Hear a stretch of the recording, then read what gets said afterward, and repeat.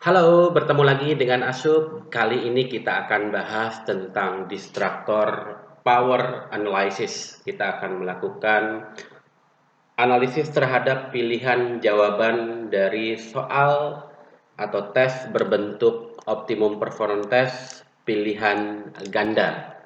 Ini akan sangat menarik karena yang akan kita lakukan bukan hanya terhadap itemnya, tapi juga terhadap pilihan jawabannya atau distraktornya.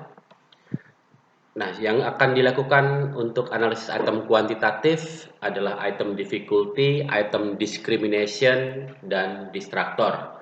Ini urutannya bisa yang mana duluan terserah saja, tapi kebetulan kalau yang sudah saya sampaikan sebelumnya adalah difficulty lebih dahulu, diskriminasi, lalu sekarang distraktor power.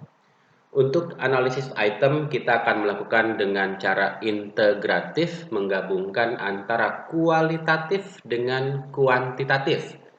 Nah, jadi dalam hal ini akan lebih baik lagi ketika kita mengkombinasikan antara pendekatan kuali dengan kuantitatif untuk menentukan item mana saja yang merupakan item yang baik untuk menjadi bagian dari suatu alat ukur. Distraktor adalah pilihan jawaban yang salah karena dia mendistrak. Mendistrak siapa? Mendistrak orang-orang yang memiliki kemampuan yang rendah. Karena orang-orang yang dengan kemampuan rendah cenderung akan memilih jawaban secara acak.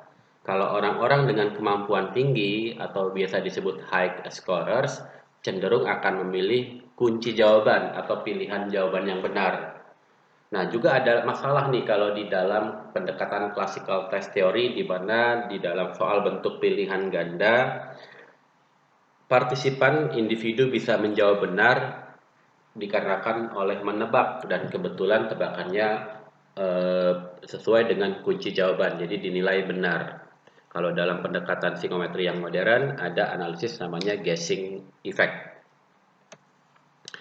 Yang akan dilakukan di dalam penghitungan atau analisis distraktor power adalah kita akan membandingkan antara aktual distraktor dengan yang expected distraktor. Nanti kita akan melihat sejauh mana dalam hal ini expected-nya itu sudah ideal. Sudah ideal dalam pengertian jumlahnya merata karena nanti kita akan menggunakan rata-rata jumlah partisipan, jumlah subjek, jumlah individu yang menjawab salah pada setiap pilihan itu berapa idealnya dibandingkan dengan aktualnya. Kita akan melakukan analisis distraktor secara kuantitatif dahulu. Kita akan lebih banyak masalah teknis bagaimana melakukan pengisian dari tabel analisis item integratif yang kita punya. Jadi di sini mungkin kita review lagi apa yang sudah kita miliki sebelumnya. Tabel analisis item integratif yang tampil di saya adalah yang sudah saya sedikit rapikan. Kita punya dalam hal ini item difficulty dihitung dengan P, berapa percentage atau proporsi orang yang menjawab benar.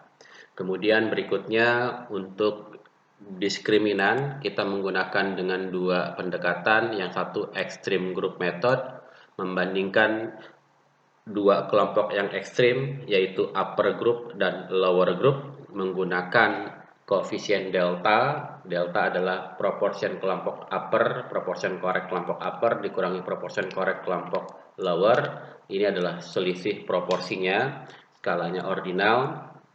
Kemudian untuk yang menggunakan T atau independent sample t-test, di sini kita akan melakukan analisis membandingkan dua kelompok upper dan lower, lalu didapatkan nilai T-nya dan nantinya akan bisa dilihat nilai signifikansinya.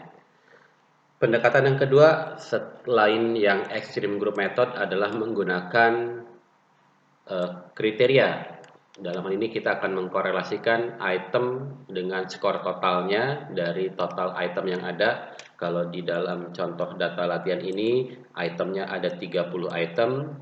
Jadi yang dilakukan di dalam korelasi item dengan total atau biasa disebut RIT adalah mengkorelasikan setiap item dengan total 30 itemnya.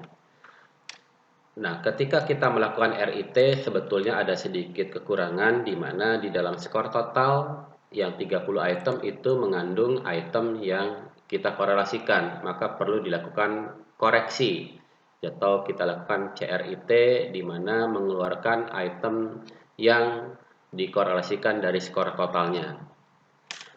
Untuk pengujian dengan kriteria RIT maupun CRIT konteksnya lebih banyak ke homogenitas atau internal konsistensi, di mana dilihat konsistensinya di internal alat ukurnya atau di totalnya karena kita menggunakan total sebagai kriteria.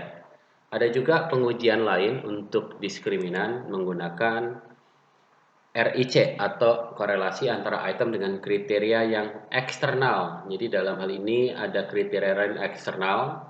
Untuk data latihan yang optimum performance test, sengaja saya tidak masukkan kriteria eksternalnya, tapi untuk yang tipikal saya masukkan kriterianya huruf Y ini kolom Y, apapun itu Y, sebagai nanti kriteria eksternalnya. Untuk analisis distraktor hanya berlaku untuk tes dengan bentuk optimum performance test yang sekali lagi bentuk soalnya pilihan ganda. Kita akan melakukan analisis terhadap distraktor, nanti akan menentukan kapan suatu item memiliki distraktor yang baik. Jadi dalam hal ini distraktor yang baik itu kalau dipilih oleh orang-orang yang low ability atau yang low scorers dan dipilih relatif merata. Nanti merata kita lihat adalah selisih antara ADP dengan EDP, aktual dengan expected. Oke, kita akan melakukan analisis distraktor dengan menghitung ADP dahulu. Ini akan banyak aspek teknisnya ya yang akan dilakukan, di mana dalam hal ini kita akan menggunakan software SPSS untuk melakukan analisis distraktor. Untuk analisis distraktor, pada dasarnya yang akan dilakukan adalah pada original entry. Jadi dalam hal ini kita tidak menggunakan data yang sudah di coding atau di scoring 1, 0 atau benar salah. Sebagai contoh saya akan memberikan 3 item saja, item 1, 2, 3 untuk dihitung ADP dan EDP-nya. Supaya tidak salah sebut atau salah dengar, saya akan menyebut ADP dengan aktual, EDP dengan expected. Ya, saya copy hanya 3 item saja sekaligus karena kalau dilakukan pada semua item akan makan waktu cukup lama. Ya, saya akan pindahkan ke dalam SPSS. Klik kanan paste, ini item 1. Kenapa 31? Nggak apa-apa, item 1. Saya mengerjakannya manual karena kebetulan sedikit saya tidak perlu sheet bengkel ya. Kok bengkel? Item 3. Oke, ini saya lebarkan biar kelihatan item 1, 2, 3. Oke, untuk melakukan atau mencari tepatnya aktual, kita tinggal analyze descriptive statistic frequencies, masukkan seluruh itemnya, lalu klik OK. Karena memang yang kita butuhkan yang sudah by default di checklist frekuensi tabelnya. Berapa yang A, berapa yang B, berapa C, berapa D, dan berapa yang tidak menjawab. Untuk item 1, dalam hal ini yang pilih A ada 18. Kita lihat di frekuensinya 18, 20. Untuk di struktur di sini item 1 18, kemudian 20. Tadi berapa? 192 18. 192 18. Yang blank ada 2. Yang blank yang mana sih? Yang ini nih. Kalau tidak ada opsinya, maka itu adalah yang blank atau yang missing. Kemudian untuk item 2, ini 37.119, 37.119, kemudian 4345, 345. Tadi ada 11 kalau tidak salah. Oh, 6. Item 3, 3433,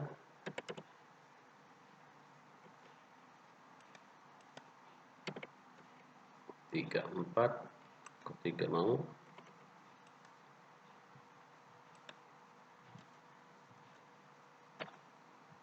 Oh, ini fontnya putih, saya lupa. Ganti. Saya ulangi lagi. 3433, 132, kemudian 46. Kemudian ininya ada yang tidak menjawab, ada 5. Sebetulnya saya sudah mengerjakan sih. Jadi kalau ini fontnya saya ubah menjadi hitam, sudah ada gitu ya. Ya, tapi abaikan saja karena saya tidak ingin membahasnya banyak-banyak, terlalu lama makan waktu gitu ya. Ya, yang akan dilakukan dalam hal ini adalah kita perlu untuk menghitung expected-nya. Jadi kalau dalam hal ini bagaimana kita melakukan expected, ini maaf biar tidak terlalu banyak saya hilangkan dulu ya, atau tulisannya saya ganti putih deh. Ya, kita akan mengolah hanya pada 3 item saja bagaimana expected itu dilakukan. Kita lihat lagi apa itu expected. Expected dalam hal ini adalah jumlah individu ideal yang diharapkan pada setiap distraktor. Sekali lagi ini analisisnya terhadap distraktor. Distraktor, balik lagi tadi ke awal, adalah pilihan jawaban yang salah. Nah, konsekuensinya adalah yang bukan pilihan jawaban yang salah itu kita tidak ikutkan. Nah, kita pasti tahu juga dulu nih bahwa item 1, 2, 3 kunci jawabannya apa. Untuk item 1, 2, 3 kunci jawabannya adalah C, B, C. Saya kasih tanda saja. Untuk item 1 itu C, item 2 itu B, item 3 itu C. Expected adalah dalam hal ini, sekali lagi kita akan melihat apakah ideal apa tidak dengan cara jumlah subjek yang menjawab salah dibagi jumlah distraktor. Kebetulan soal di sini distraktornya ada 3. Ada 3 distraktor, yang satunya adalah pilihan jawaban yang benar, jadi tidak diikutkan. Jadi dalam hal ini yang akan dilakukan menghitung jumlah subjek yang menjawab salah, kemudian dibagi jumlah distraktor. Jumlah subjek yang menjawab salah adalah kecuali yang menjawab benar. Jadi ini saya hapus. Oke. Nah, sekarang kita akan menghitung EDP-nya menggunakan Excel saja ya. Sama dengan untuk menghitung rumus, kita akan menghitung yang menjawab salah. Nah, ini mungkin sedikit perbedaan pendapat. Kalau tidak menjawab itu dikatakan salah, ya. Tapi pertanyaannya adalah dia itu diikutkan apa tidak ke dalam penghitungan EDP. Karena nanti dalam hal ini bisa berbeda angkanya. Jadi dua pandangan ini apakah diikutkan atau tidak diikutkan. Kalau misalkan dalam hal ini kita mau lebih fair di antaranya adalah kita mengikutkannya tapi dengan cara dibagi merata. Supaya dapat dibagi merata maka ini dijumlahkan. Jadi ini akan saya hitung sebagai sum adalah jumlah dari saya blok di sini atau saya tulis saja biar gampang. Untuk pilihan jawaban A 18 itu merupakan selnya M3. Jadi dari M3 sampai itu titik 2 kalau di dalam Excel. Sini aja saya tulisnya sampai Q3. Q3. Jadi dalam hal ini dari A sampai yang blank. Karena yang ini sudah kita hapus nih. Kemudian dibagi 3. Oke, enter. 19,33. Jadi kurang lebih dalam hal ini 19,33 ini adalah rata-rata dari ini nih. Dari apa namanya? Dari orang-orang yang menjawab salah. Kalau sudah kita punya satu rumus, sebetulnya simple, kita tinggal copy paste aja gini. Nah, selesai ya. Atau kalau tadi saya terlalu cepat, tinggal Ctrl C copy di blok area targetnya, Ctrl V. Maka ini adalah eh, expected distractor power. Kalau angkanya kebanyakan, desimalnya tinggal di blok, lalu kita tinggal kurangi saja berapa, 2 desimal itu ya. Ya, oke. Oke, kemudian apakah berikutnya kita bisa nyatakan bahwa ini merupakan distraktor yang baik? Untuk video ini saya akan bahasnya hanya aspek teknis komputasinya saja. Untuk interpretasi saya akan buatkan video di analisis item integratif. Oke, sampai ketemu lagi di video saya berikutnya tentang analisis item integratif.